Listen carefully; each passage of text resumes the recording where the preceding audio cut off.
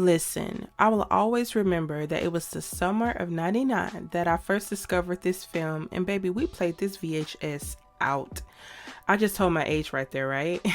I don't think this movie gets talked about enough. With movies like Woo or even Booty Call that came out around the same time as this movie, I would never understand why it wasn't as successful as those, but y'all, this is still one of my top faves.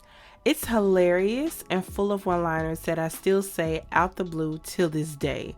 But child, while viewing this movie, there were some things that I noticed about Clyde and Adina, and you know we're gonna talk about it. So let's get into it.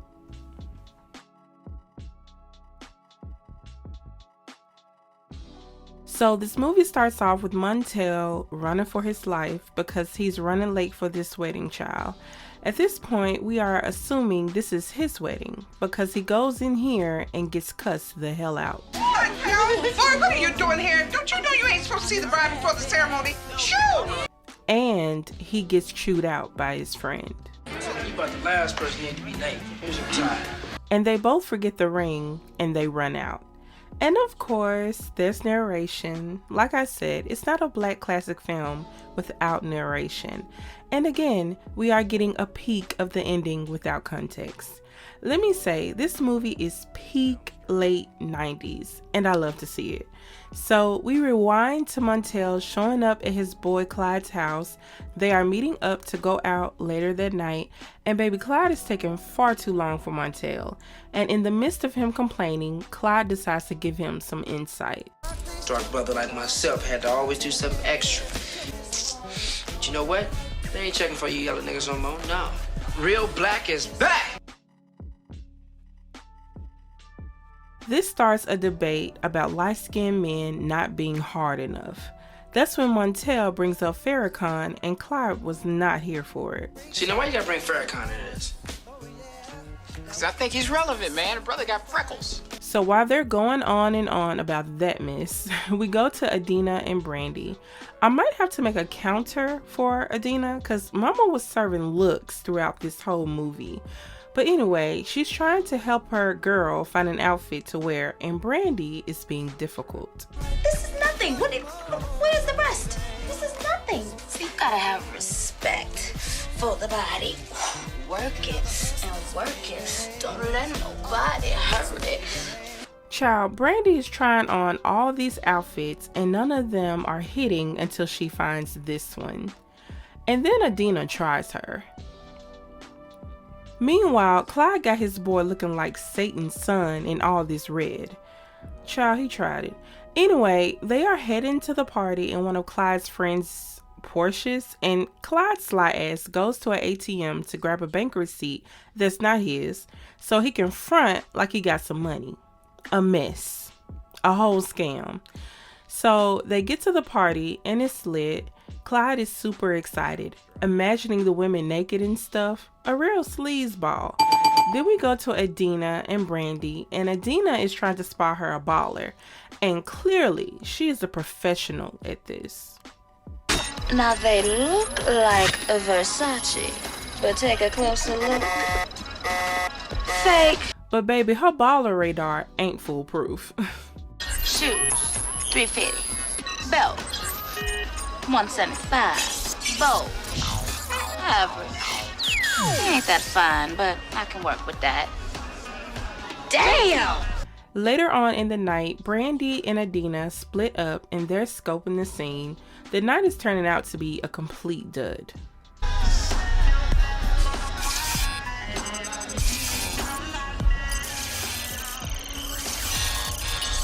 Meanwhile, Clyde and Montel are having the same bad luck. But then, of course, they see Adina and Brandy and decide to step to them. They are not with it at first, but then Clyde dangles the Porsche keys and Adina slips and falls for the BS. Just look like some little old keys to me. I'm Clyde. It's my partner, Montel. Adina. And this is, Brandy? Yeah, Brandy. Oh, but then Clyde ups the ante by conveniently dropping his bank receipt, and Adina, again, falls right for it. Oh my God. Girl, he got money. Oh my God. Imagine his savings account. Oh. While Adina is dreaming about her delusional future, the guys walk back up and startle her. Baby, Adina turns into a whole Oscar contender. Sure you alright? You just scared me. And then Clyde is really no better because his flogging ass tries to act embarrassed about the bank slip. If you'd have knew where it was, you'd have been scared and I'd have been embarrassed because it's kind of low. And baby, this sends Adina over the edge. I'm a little faint, please. I think I need some air. Maybe you need some air, sweetheart. Let me take you outside and walk with you, okay? Okay. And of course, she leaves her poor friend Brandy with a guy that neither one of them knows. Yeah, Adina was a bad friend, just slaw as hell. And Montel shoots his shot, but misses terribly. Red.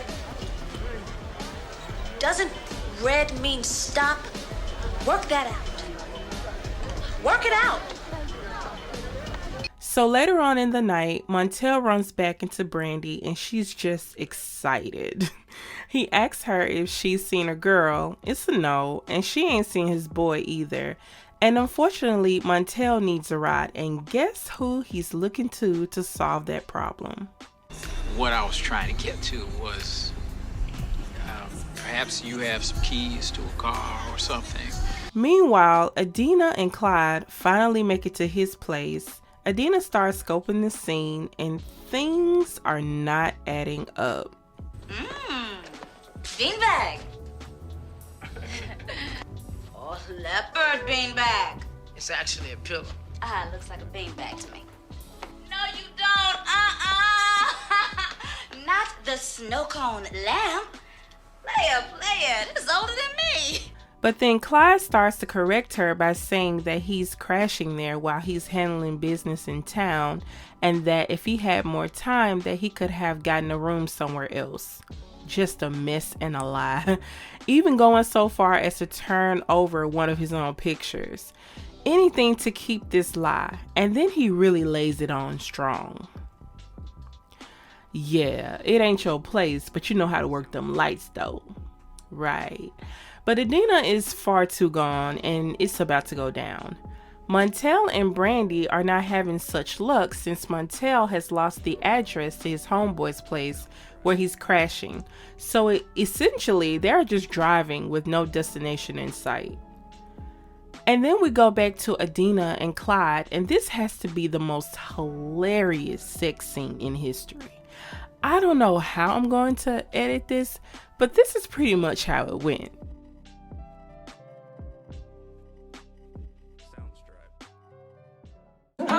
Big leagues, baby. What's that, huh? What's that?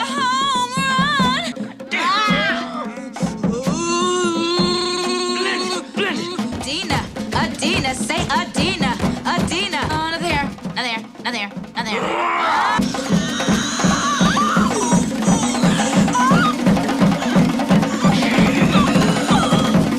I don't even have to say anything after that, not one thing. Child. So we go back to Brandy and Montel, and they're bickering since he don't know where he's going. He then tells Brandy that she can just drop him off at his photography studio. Brandy starts talking about if he can take photos of her and make her look like a model. He starts hyping her up, but it's all some BS because she doesn't even believe a word he says. If that's not the most weak, whack, ancient, Mac Daddy line, yeah, baby, I'm a photographer. Ain't gonna have me butt naked on some bearskin rug. Like her best friend, being sold a damn dream that's about to be crashed because she goes to his bathroom, and while getting some aspirin for her headache, she notices that all the meds have his name on them, along with all the magazines. She realizes, much too late, that she's been played. I've been played. So Adina goes back into the bedroom, fully dressed now, and splashes a bucket of water on Clyde's lying ass. My problem. my problem. See, I thought this was supposed to be your boy's crib. But obviously, it's all a bunch of bullshit. But all this goes right over Clyde's head because he starts talking king-ish. Oh, I guess I was strong enough to get your ass, huh? Yeah, you ever heard of Max? Huh? When you looking at the Mac of the year. Now I done got you. You know what I am now? I'm motherfucking Mac of the millennium. Oh no, there's more. He makes the mistake of calling her trifling. Child, Adina went in. You stank cologne wearing, cash money faking. You just take me home right now. Get your ass up and get dressed and take me home right motherfucking now. Oh wait, it gets worse. Clyde takes it one step further. See, I bet you take me home. I bet you, goddammit, you take me home. You crazy ass. Baby, Adina knocks him out and makes a split decision to take the Porsche. You know, the same car that's not his and belongs to his homeboy. I wish I could show it in full because it's the funniest scene in this movie to me. But baby, Clyde is literally fighting for his life on top of this damn car. Psycho ass! Come on, stop the car! Quit following me around! Girl, he's on top of the car. He doesn't have a choice. And why Clyde tried to tell a girl he just met that he loved her? Baby, this is Adina. Get off the car, you no money having, no stroking having, no dick having. Get off this motherfucking car, Negro! And then he makes the grave mistake of snatching her wig. Lord help him. No, you didn't just take my good hair. I hope you die. When all is said and done, she drives to her house. And it's then that he decides to talk major-ish. You know, now that he's no longer fighting for his life. Ain't worth my trouble. Cause your stuff was the worst. Steeziest, dopiest, grumpiest, just sloppiest poo nanny I ever had there. You get out of here. Okay, you just take it easy with that gun. And baby, Adina got it honest, cause even her daddy pimps this man for his shirt. Like father, like daughter. Child, it's a mess.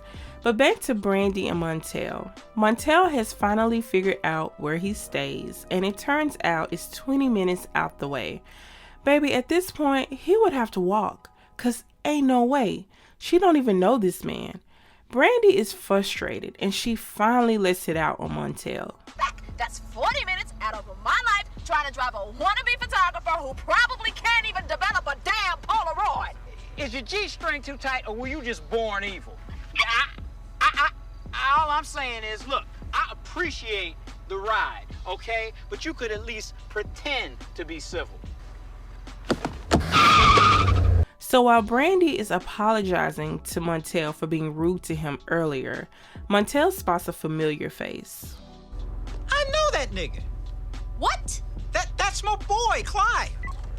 So Brandy wastes even more gas and takes Montel to the police station to see what's going on with Clyde. Brandy insists that Clyde must have been up to no good, and Montel is trying his best to take up for him, but baby, the charges speak for themselves. They brought him in on lewd and lascivious conduct and indecent exposure. There you have it. The cops let them know that someone is coming down to identify him, and it's at this moment that Brandy remembers she has a friend named Adina, and it turns out that she is the person that's going to be coming down to the station. And baby, Montel is not pleased. That scandalous looking hoochie is the one that filed the complaint? Then Adina comes in. Child. She's just a... I'm here to make an identification. So we go to Adina, who's trying to identify the culprit, aka Clyde. And again, this is another scene that's so freaking hilarious. To be honest, this was Adina and Clyde's movie, child. Nothing else mattered.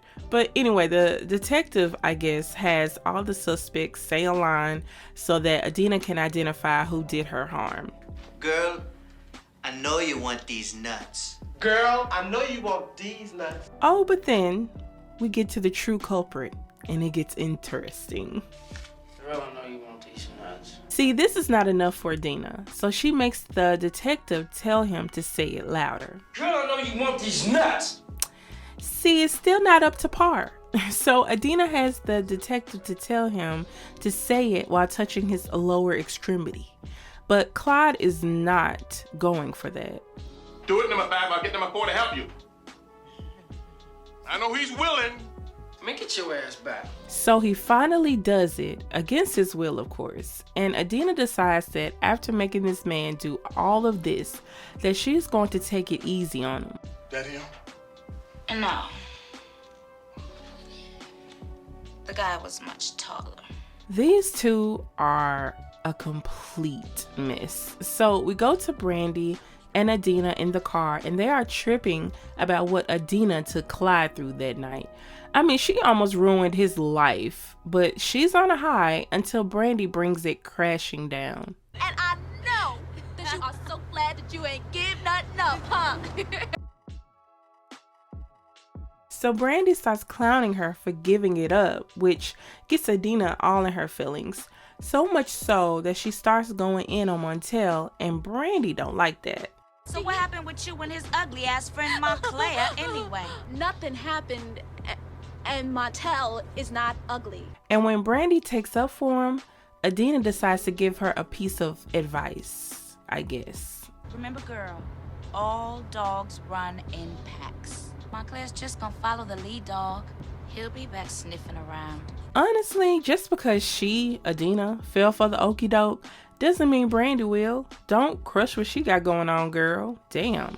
Anyway, so of course, Montel shows up at her job the next day, I'm assuming, and the reason he's come is to bring her a pen that he took from her car. Child. Baby, he's so nervous that he starts rambling on, and eventually he excuses himself to the restroom to collect his thoughts. And when he finally comes out, he tries to walk past her like it never happened, but she decides to have a little mercy on him. The cap. My pen had a cap. I probably lost it. But I can get you another cap. You owe me then. So the romance begins, and Brandy and Montel spend their day together. They are talking and getting to know each other while their friends are wondering where they are and what the hell they're doing. Brandy, pick up the phone. I'm out of here. Baby, they are having a time. They even come across people dancing in the park. It's all romantical and stuff. And Brandy convinces Montel to go down and dance with her. They even come across this cute couple. How do they stay in love for so long? It was sheer will and determination. Come on, Aga, make me want you. So while Brandy and Montel are enjoying their impromptu date, Clyde and Adina are not having a good time. Baby, Montel and Brandy have so much fun that they fell asleep in the park. They even have their first kiss, and it's at this moment that Brandy decides to be upfront with Montel about how she's feeling. It's just that I'm not looking for a 20-minute love affair. Neither am I. 20 minutes don't make it.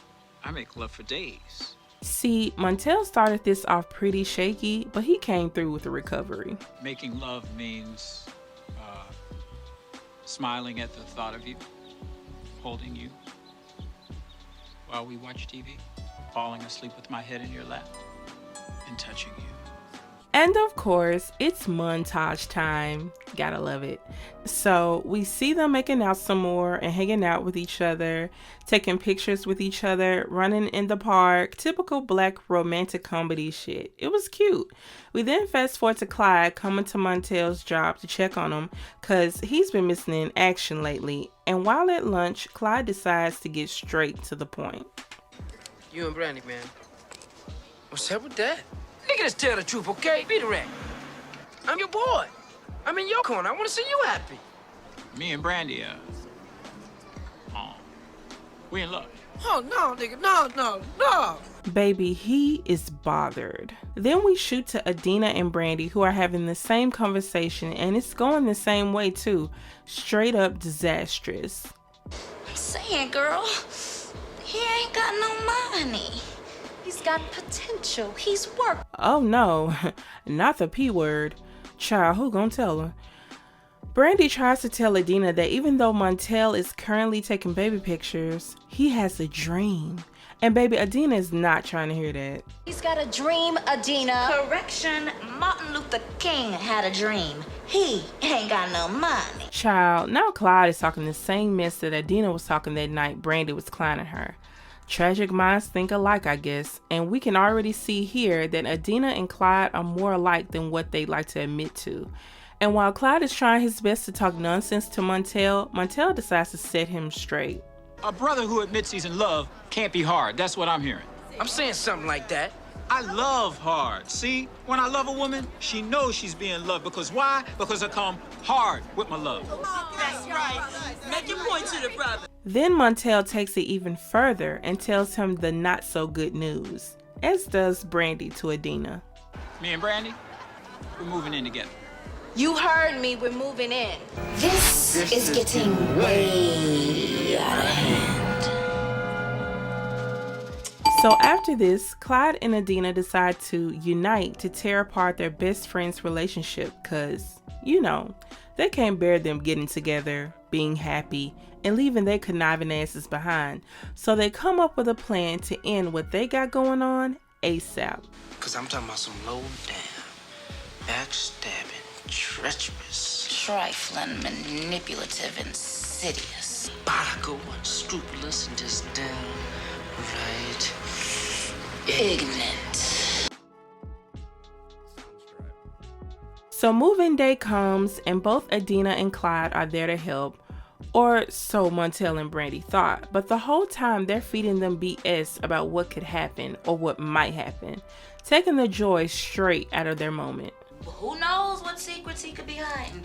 Girl, some of these men have babies just spread all across the country. Wives, not to mention boyfriends. While Adina talking about secret boyfriends and ish, Clyde tells Montel a story about one of his alleged friends, how he got married to a sanctified woman, or so he thought, made an honest woman out of her and married her. Child, but turns out she was a big old freak and she was treating the whole neighborhood. During all this, Adina is telling Brandy her own story, telling how she wouldn't want to be a man's mother and she needs to focus on her own career. You ain't got time to be somebody's mother. Scrubbing the skid marks out they nasty ass drawers like you ain't got nothing else to do. Then here go Clyde talking about the middle-aged fat gene fears. Child. And you never know if she's got that after the baby middle-aged fat gene. Well, I seen it happen. From a cute cuddly teddy bear to a big old ugly boogie bear. Just overnight. And then Adina talking about how men let themselves go as they age. This is exhausting.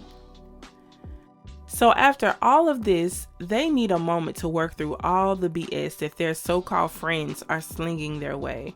So they get straight to it. Got any babies? No. Wives? No. Homosexual tendencies? Hell no. What about you? Undercover crackhead? No. Fat moms? Booger bear in the family tree? Definitely not. And their friends are disappointed AF, so of course they decide to take it a step further. So later while they're at the park, Brandy and Montel are in their own world, and of course the haters are hating. So Clyde comes to break up their groove while Adina and her girls come to feed Brandy some angry and bitter women blues. Honestly, it's sounding bitter and angry on both sides, but just listen to this ish. You'll be looking foreplay up in the dictionary, just so you can remember what it is. One day you look into that mirror and pow! Night of the living dead. You got pregnant. They act like you're the traitor, or like you sold secrets to the Russians or something. And after you're married, you ain't got to worry about no more babies. Because after you're married, all the fucking stops. I know. I mean, they are just drowning them with all this negative energy. Baby, I would have had to go home after all that. But of course, Montel and Brandy need to talk in order to unload everything that was fed to them. But it, again, doesn't go as planned because like adults, they work through it and get over it quickly. And baby, Clyde and Adina are over it. Damn! Just about a bitch. See, I told your ass this shit wouldn't work. We're gonna have to take the gloves off now. So on another day, Montel and Clyde are hanging out, as are Adina and Brandy. Adina and Brandy are at Adina's getting lit, listening to rock music, and Montel and Clyde are at a bar drinking and talking. But things get interesting when an old friend walks in and Montel asks Clyde if he can step to her since Montel wanted to get with her in the past. Montel gives him the go-ahead but regrets it soon after. They were being so fake in the background. Look at this mess. He decides, F it, and he walks over to reintroduce himself. Montel! Oh my God! Hi! Hey! Oh, Clyde didn't even tell me you were here. It's just like Clyde not to tell somebody. Child, so they continue talking, all three of them, and this girl is buttering Montel up. You are so funny, man. Montel, were you always this funny? Yeah, always. See, you just never gave me a chance to show you my talents. Especially your talent for cock blocking. Her voice is so annoying to me, and it gets even worse. Wait for it. Anyway, so she goes on to tell them that she came to meet someone, but they didn't show. So she decides to ask him for a ride, and Montel's fantasies run wild before he finally pulls it all together. So of course, he agrees to give her a ride, but really she gives him a ride in his own car because he drunk as hell. Baby, this is such a setup. I should go. Montel. We both know you are in no shape to drive home. Come up and have some coffee. So of course, he agrees to go up, and while this is happening, we go back to Adina and Brandy who are still chilling. So Clyde calls Adina, and Adina acts like the call is from her friend Letitia. Adina acts like Letitia is telling her that she saw Montel with another girl. No. Who? Not Brandy's man, Montebello. Baby, Brandy's interest is piqued. I mean, Montel is her man, and Adina is being stingy with the details and irking her last nerve. What was that all about? What did Letitia say? Girl, would you just leave it alone? It's just crazy. Adina, what did she say? Goodness, fine. So Adina happily obliges and tells Brandy what Letitia told her about Montel, that she saw him down at the bar flirting with a girl. And Adina barely tries to convince her it's nothing. But to confirm if it's facts or not, Brandy asks what did Montel have on, and baby, everything checked out. What a coinkydink. Baby, Brandy has heard enough, and she's ready to set it off. So we go back to Montel, who is chilling with this chick and just looking oblivious and drunk as hell at the same time. She leaves the room and comes back in wearing her best rent is due tonight lingerie, and it was at this moment Montel knew he was about to be in a fight for his life. So he tries his best to block her efforts, but it's not working. So in his rambling, trying to keep his clothes on, he says something so simple that triggers this girl to tears. I always knew that you do well. I mean, I'm like very proud of you. Meanwhile, while this is happening, Adina and Brandy have pulled up and notices his car outside. What room? Adina, what room did you say she was in? 1209. And come to find out, this girl is a whole lady of the night. And Montel is desperately trying to keep her off the ledge. And while she's crying all loud and dramatic, Brandy walks up to the door and hears all of this. Oh, Montel!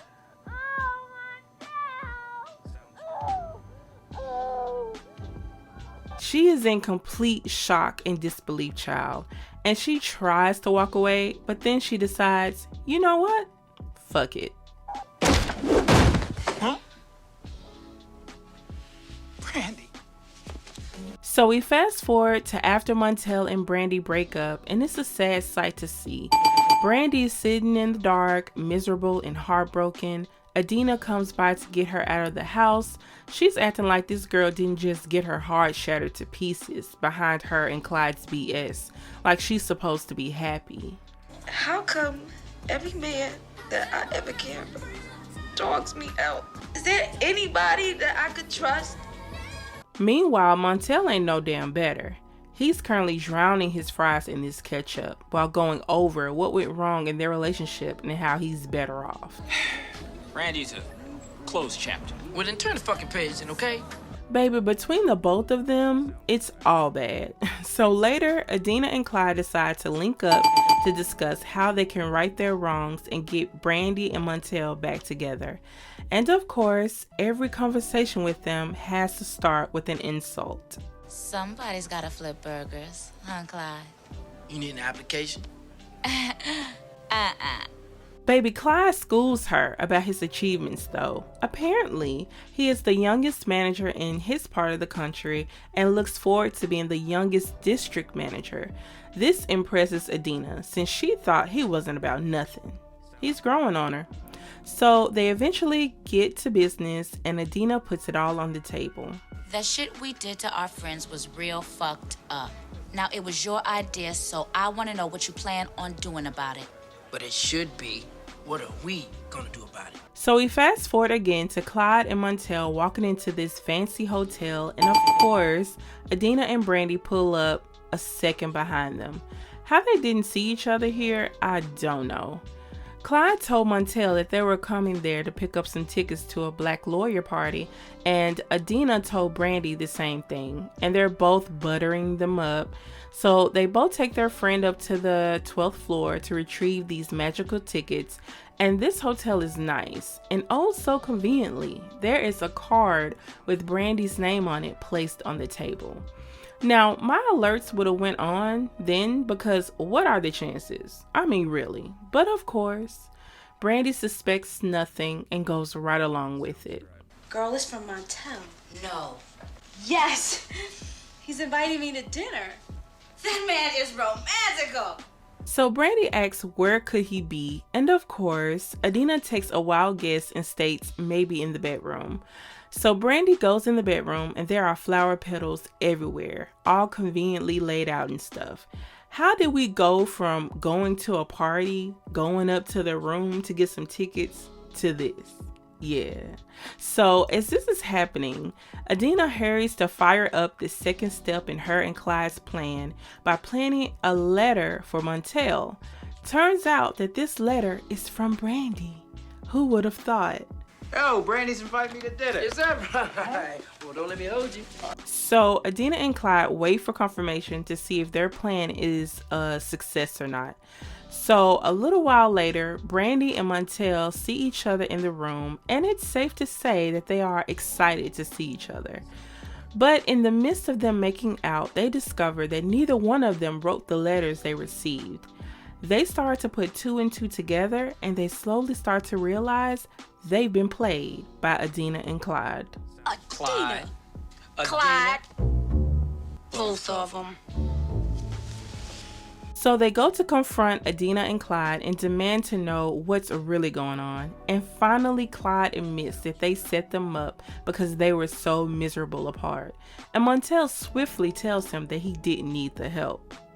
Hey, man, look, I don't need any help to be with somebody who doesn't trust me. It was so funny to see how he almost broke character here. You got way more butt than her anyhow. Look how big your butt is. It's big. I don't mean it like that. It's good butt, but it's big. Yo! I'm glad they kept that in. That was funny. But anyway, so Clyde decides to step in and tell them what they should be doing and what they gonna be doing, that they have spent their hard-earned money to make this happen. I'm gonna tell you the way this shit gonna happen, okay? You two are gonna take your ass in that bedroom, take them clothes off, get in that bubble bath sauce all around, and commence to doing some serious hardcore reconciliation fucking up in here. Tell him, boo.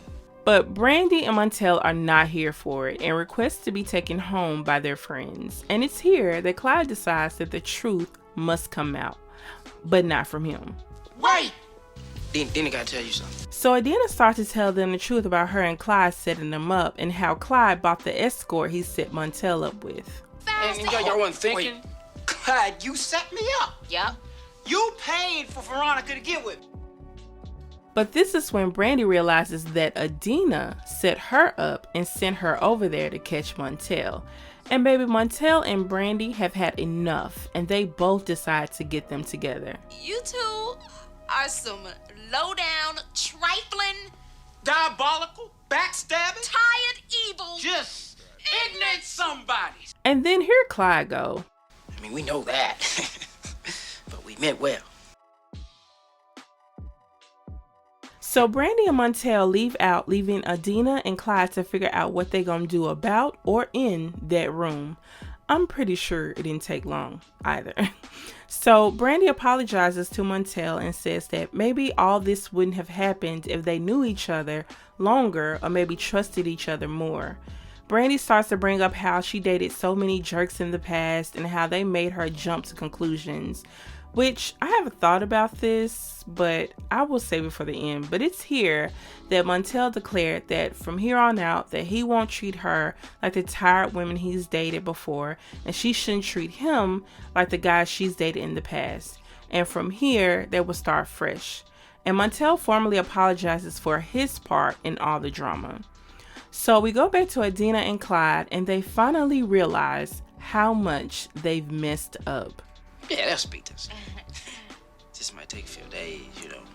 Or weeks. Shit, years ain't out of the question. And just as quick, they try to hype themselves up by detailing how they tried to fix the bad they had done. And of course, while naming all the things, they decide to make good use of their efforts. A hot mess. Well, let's do that damn thing, Daddy. Just ready to have your world rough. Do it.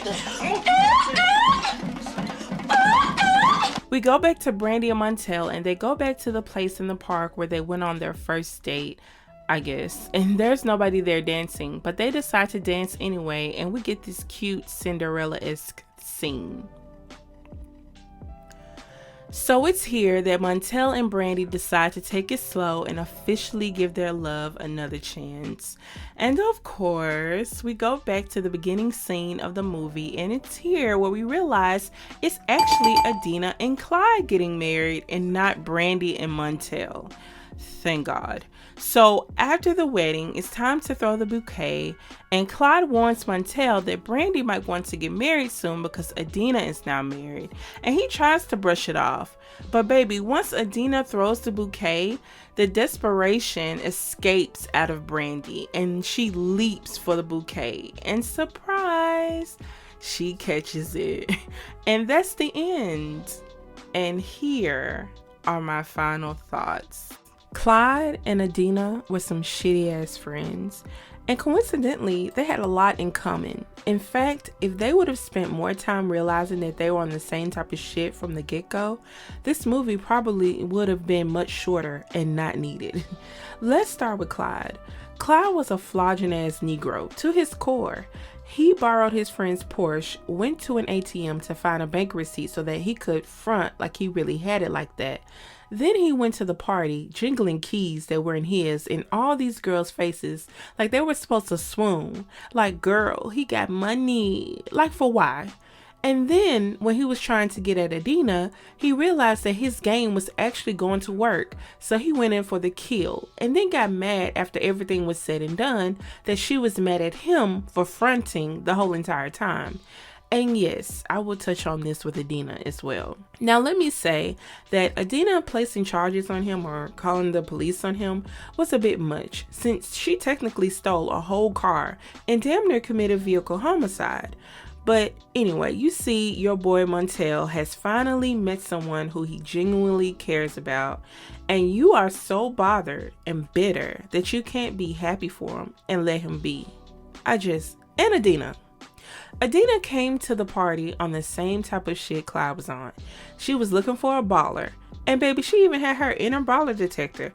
But what I want to know is, if the sensor was that strong, how did she get fooled by some Porsche keys and a bank statement?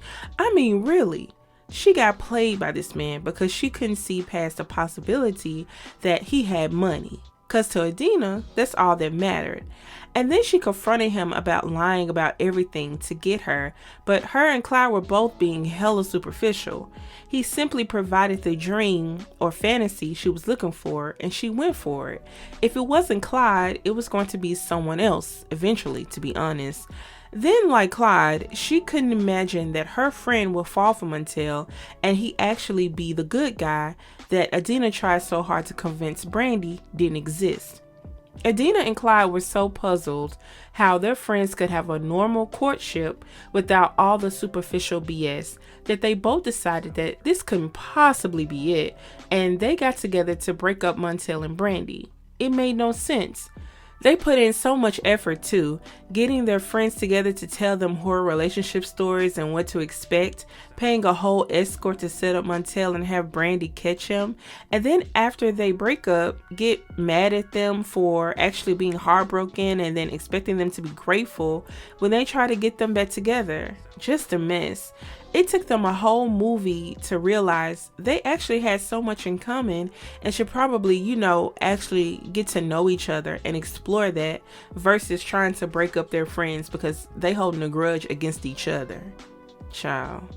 But let me say this, Montel and Brandy shouldn't have dated in the first place, to be honest, because Brandy and Montel had baggage and things that they should have dealt with prior to getting together, and they moved way too fast. Brandy was taking out her frustration on Montel left and right when they first met, being rude as hell and telling lines like, "Oh, I've dated so many jerks in the past, so I act this way. This is why I do this and that."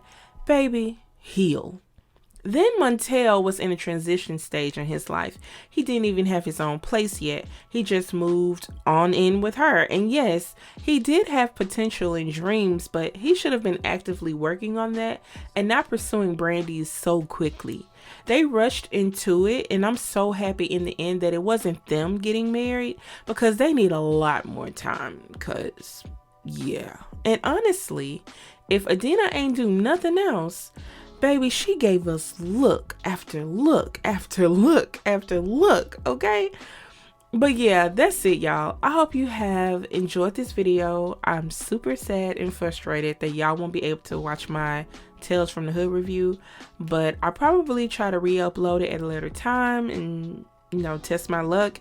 It is what it is at this point. So thanks for watching. As always, please like, comment, and subscribe, and I'll see y'all next time. Bye.